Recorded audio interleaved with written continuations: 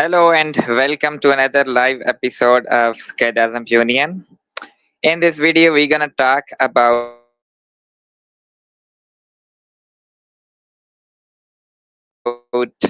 Abrogation 335A. These two are very important in terms of Kashmir issue, and they have been remained subject to controversy since the formation of Indian Constitution. So let us revert to the history of these two articles, and prior to that we must understand what led to the formation of these two articles, and what were the causes behind these two articles, and why Indian government always abhorred these two important articles related to Kashmir. Now, firstly, why Kashmir is important, and why these articles were included in the Constitution of India in first place.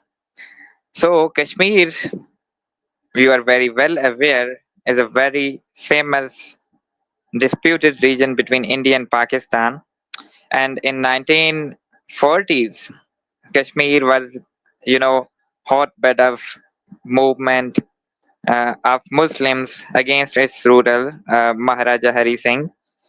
And in 1947, when India was partitioned between Pakistan and Hindustan by the British Empire, there was a region called Kashmir which had majority population of Muslims, but its ruler was Hindu, Dogra Raja.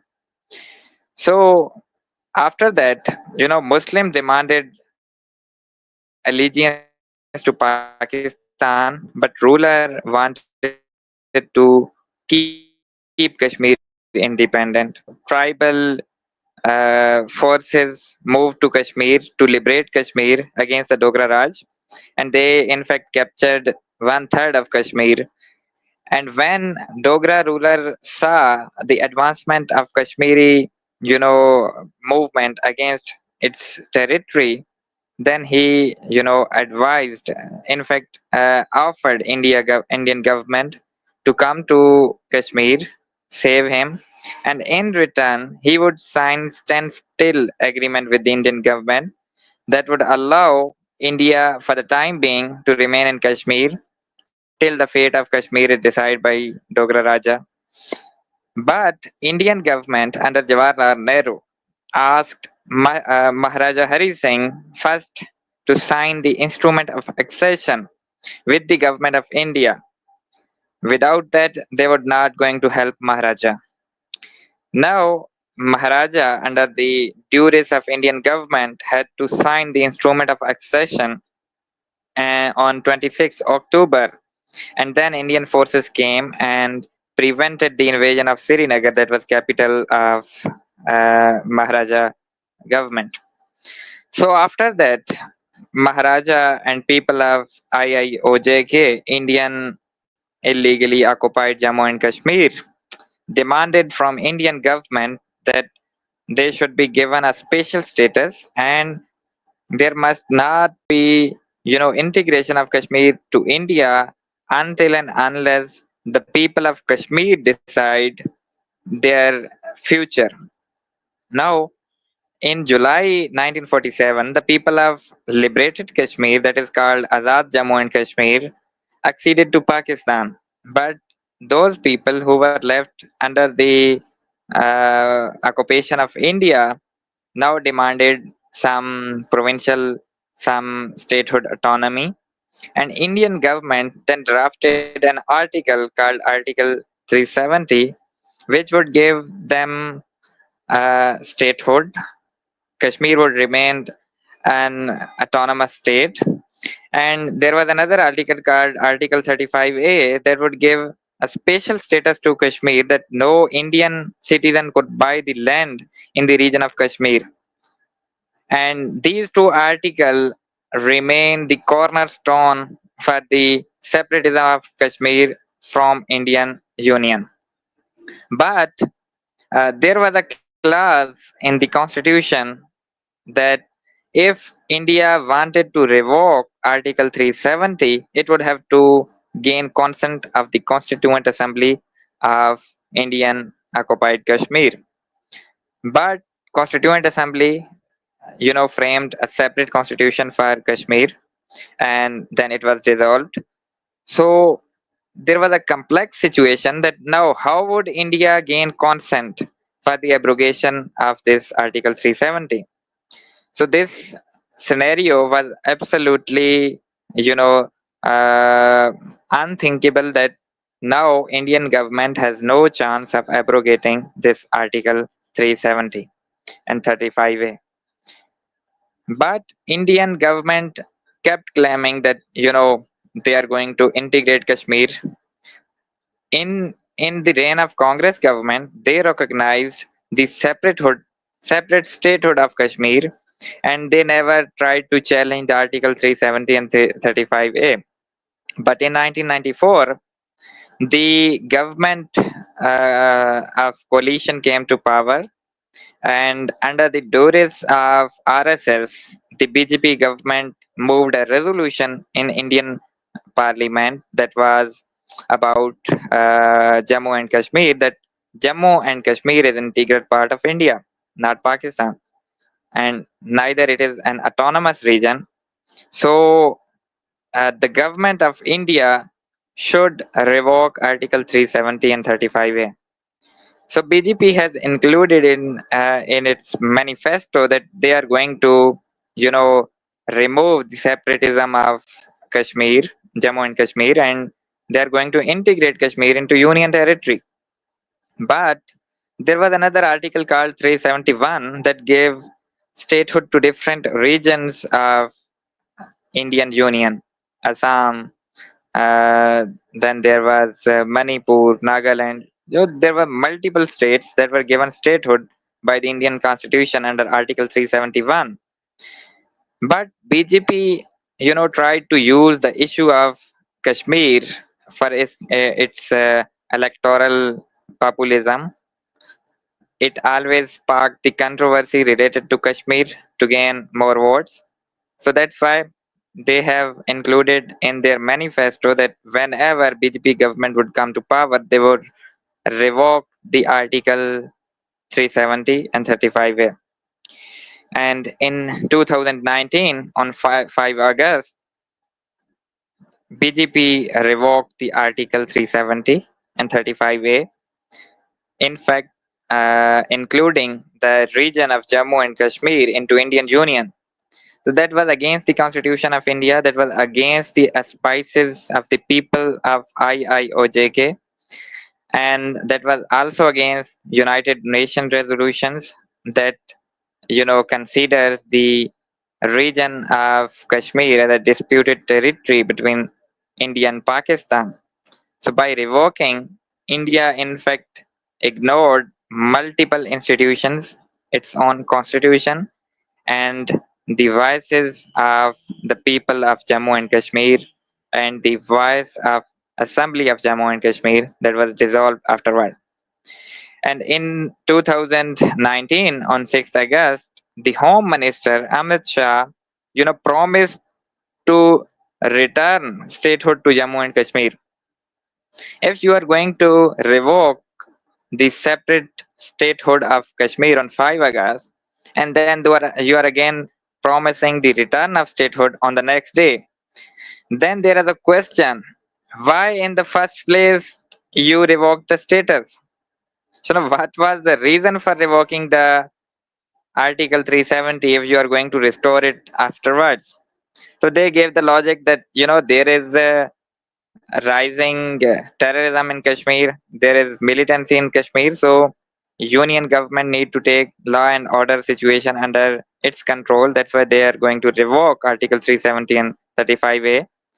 But the Article 35A revocation was aimed at changing the demographic of IIOJK, because there was a Muslim population in Jammu and Kashmir, and they also separated Ladakh from the Kashmir. So by separating Ladakh from Kashmir meant that Kashmir, is changed into small territory that can be manipulated by changing demographics. By revoking 35A, also allowed the Indians to buy land in the region of Jammu and Kashmir. So gradually, the Hindu population started moving toward Jammu and Kashmir, and in 5 years, almost more than a million people moved to Jammu and Kashmir, significantly changing the demographic by changing it to almost 40 and 60. Primarily, uh, previously there were almost only 27% of Hindu population in J&K, but now it reached more than 40%. So it seemed that India is uh, going to implement its settler colonialism in Jammu and Kashmir, and that has happened in fact in the last 6 years. Now, why India is going to again spark a debate about the restoration of statehood? There is a reason to it, because now, after changing the demographics, when the new assembly election happened in September, or I think November 2024, BJP got 27 seats, and that was absolutely stunning victory. And the main party of Kashmir, National Conference, got only 40 seats. You know, uh, it significantly changed the demographics of political situation in the Jammu and Kashmir. And now, again, after restoration of statehood, if elections occur in the future, BJP is going to, get more than 35 seats, and then it would be in a position to make government in Jammu and Kashmir. That is purely the Muslim region. Now, after revocation of Article 35A, they are going to rule the region of Muslim. They are going to change the full demographics of Kashmir. So their purpose would be fulfilled, because even if they are going to restore statehood, they are not going to restore Article 35A that allowed Kashmiris only to buy land in the area of Kashmir, not other citizens of India. So this was intent behind Jammu and Kashmir revocation of Article 370 and 35A. And now, there is a debate that Pakistan is going to involve in the some kind of terrorist sponsoring in Jammu and Kashmir. First of all, Pakistan is not in a position to support any kind of movement abroad any country, because Pakistan is suffering from its economic crisis. There is a lot of political instability in Pakistan, and Pakistan cannot afford to get involved physically in the conflict with India, because there is a lot of mishandling of the country of Pakistan, and Pakistan is in a very critical situation. It has to move toward the way of stability and progress, so it cannot involve itself in the affair of Jammu and Kashmir. But it always has supported the movement. It always has supported the legitimate struggle of Kashmiris. And there was another very important development few days back, when the CM of Jammu and Kashmir, Omar Abdullah, said, speaking the language of Indian government, Pakistan is involved in creating some kind of military militancy, terrorism, and stopping the surge of tourism. And Pakistan has to stop its strategic uh, interference in the affairs of Kashmir. That was absolute nonsense. You are playing in the hands. You are being played in the hands of the government. You met Prime Minister Modi. You did not uttered a word about statehood. Now you are blaming Pakistan. That's absolute nonsense. If you are true representative of the people of IIOJK, you must demand full statehood. You must demand the restoration of Article 35A. You must demand the full separatism of Kashmir. There is no need to blame for your ills on the country that is bordering the region of Jammu and Kashmir. In Pakistan's Kashmir, there is no militancy, there is no terrorism because people want to accede to Pakistan, and they have given their verdict on 19th July 1947. So I think this kind of logic by Prime Minister who is representing the people of IAOJK is highly misplaced. Apart from that, there is also another debate that why Indian government included IIOJK under the Union territory. Even it has given statehood to many other regions. Why Kashmir is a problem? Now Kashmir is problem because Kashmir and Kashmiris themselves want plebiscite with respect to Kashmir issue. And Indian government who has itself taken the issue to United Nations now consider Kashmir an internal matter. And even it was Jawaharlal Nehru who on 1st January 1948 has taken the issue to United Nations that Kashmir is a disputed territory and they wanted Kashmir to be resolved through international UN resolutions. But when India saw that UN resolutions are against India, then they have uh, tried to ignore uh, the demand of the United Nations. They have ignored the voices of people. They have ignored the auspices of people, and now they have revoked special status for Kashmir. So intent was that gradually India would change the demographics of the Kashmir. They would change the nature of constitution of Kashmir, and then they would give some kind of partial statehood where most of the subjects would be reserved for the central governments and few subjects would be given to the elected government of Jammu and Kashmir. But even Omar Abdullah seems to be puppet of Indian government, but he is also not he is not in a favor of this kind of settlement where most of things should be handled by central government because it would clip the wings of autonomy of any elected government.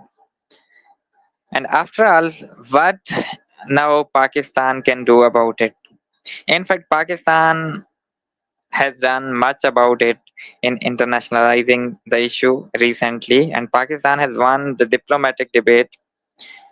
Even Kashmir has become a global flashpoint by Global Peace Index. It is second most critical issue in the world that can spark the nuclear confrontation between two countries. Apart from that, United Nations has always condemned the atrocities committed by Indian forces in the Jammu and Kashmir, and OIC has also called Indian government to resolve Kashmir through dialogue and diplomacy. So Pakistan has got great leverage by recent conflict between India and Pakistan, and Kashmir issue has become an international again. So I think Pakistan need to keep this diplomatic blitz on its way. Pakistan must again keep highlighting why restoration of statehood is important and why Article 35 is important because you cannot ethnically cleanse any population from any area. You cannot demographically influence any area and reduce majority of that area to minority. And Modi government now is trying to use some kind of different situation using using Operation Sindoor, using Pelgam incident as an excuse to change the conditions, political conditions of Jammu and Kashmir. And some scholars say that Pelgam incident was primarily aimed at replacing the elected government of Omar Abdullah, because under the pressure of electorate, Omar Abdullah also started demanding the separate, again, autonomy of separate statehood. And that's why Modi government was thinking to try to stage a false flag incident and blame the elected government and take law and order in its hand and remove that government by presenting the excuse that, you know, this government has failed to prevent military or militancy and terrorism in the Jammu and Kashmir. But one must understand that even if the Pelgam incident was not false flag, why this happened in the first place? You know, it is result of illegal operation, suppression, occupation, suffocation of Kashmiris that is being resulted in the form of such incidents. And this incident was to gain international attention, was to gain international attention toward Kashmir issue, toward the condition of Kashmiris who are suffering under the illegal occupation of Indian forces. So they try to draw attention from other issues toward themselves. This can be another reason for Pahalgam incident. And I think most of the happenings that are taking place in Indian occupied Jammu and Kashmir are a result of revocation of Article 370 and 35A. Until and unless India does not restore these articles, does not restore the separate statehood of Jammu and Kashmir, does not abide by the international resolutions, there is likelihood of chances that in the future such events will be normalcy. Because if you are going to neglect the voices of people, they would resort to radical actions, and that must be understood by Indian government that they're not getting away with that. They had to address this issue, and international community and Pakistan are equal stakeholder. Without taking on board international community and Pakistan, this issue isn't going to be solved. Finally, Modi government always uses its rhetoric against the Muslims for electoral victories. And there is an impending election in Bihar. Modi has to charge public. Modi has nothing to show to public. And now what Modi uses is that, you know, I have changed the status of Kashmir. This would be presented as victory for India. And, Modi would charge public against Muslims, that Muslims are enemies of the Hindus. And then these rhetoric would affect moderate parties such as Congress, who always supported the separate statehood of Kashmir, who supported the rights of minorities, who supported the rights of Dalits, who supported the rights of other communities. So Congress uses, its moderate tactics of rights for all people, but BJP then uses and blames Congress for supporting Pakistan, supporting Kashmiris, and then charge it charges the electorate and gets popular electoral victory. So this is the scenario that is being created for Bihar elections, because in Bihar, Congress has significant electoral support and Modi doesn't want to lose Bihar, which is central to Indian government. So I think this was major reason for again sparking the controversy about Kashmir, to charge public, to gain electoral victory, to use the abrogation of 370 as a victory and gain electoral support. And Pakistan at this stage needs to focus on highlighting Kashmir issue on international stage to keep its people happy by providing them full rights. Current government has a lot of problem. It is uh, not the representative of people. People are not happy. They did not give their verdict in favor of current government. So there is a need to restore political rights in Pakistan before we can demand political rights for Kashmiris. And I hope that Kashmir would soon become part and parcel and would become integral to Pakistan. As Jinnah said, that Kashmir is a jugular vein of Pakistan, and in future Kashmir is going to become Pakistan. Allah Hafiz.